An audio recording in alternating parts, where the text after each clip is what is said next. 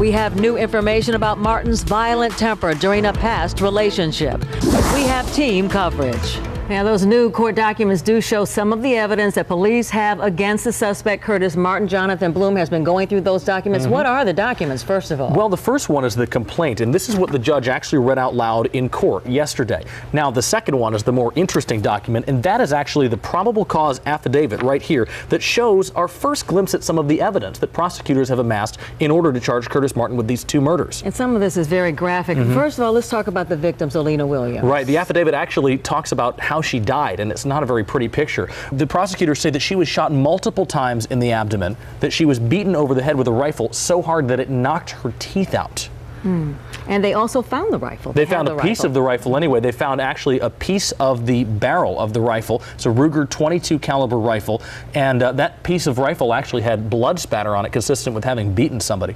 They found 7 to 8 bullets at the scene, and perhaps most interestingly, they found a bullet that matched those with the same stamp on it on the floor of Curtis Martin's van. And police even acknowledge it was very odd when they first came in contact with him in Berkeley, in Aquatic Park. He had on rubber gloves. Right, and he also had on those little booties that you wear to protect your feet from contamination. And at the time, they didn't really have enough evidence to arrest him, even though they also saw what they believed was a blood spot on his face. But there was no body at that time. There was no body at that time. Well, after they went and found the body, they went back and searched Curtis Martin because they had taken his ID the first time they contacted him.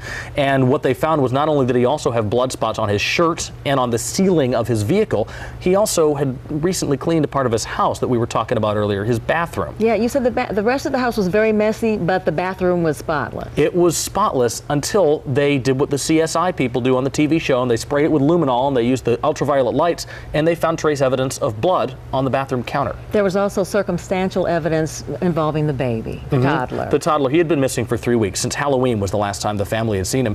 And they kept asking Zoelina Williams, where's your baby? And she said, well, he's with Curtis Martin. You know, Kurt has him.